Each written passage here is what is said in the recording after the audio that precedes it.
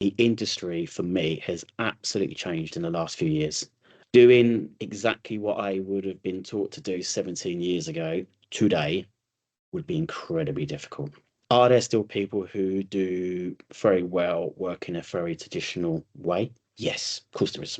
But the world is changing, the industry has changed, and I'd had an appetite or I'd had my eye on the changes in the industry with the AI and automation. And this came to me a couple of years ago where I was asked to sort of oversee a relatively junior business development team, but people who probably were going to listen.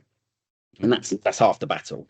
And all I was tasked to do for a week was just listening to all of their phone calls. Sometimes, like I could be live in the call, and I could almost sort of coach someone in the moment of what to do to pick up roles, etc., etc.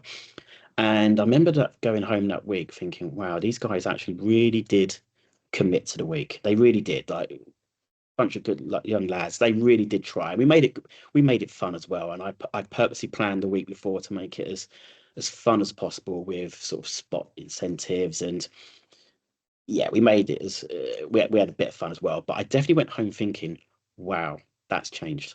I've got bags of experience over these guys. And it was the ratio of dial outs to people just physically answering the phone had shifted massively. As in And how many calls they were making or how many people were how many picking up? dial outs for someone just to pick up the phone, let alone actually pitch someone and have a positive phone call, pick up a requirement? That's further down the line.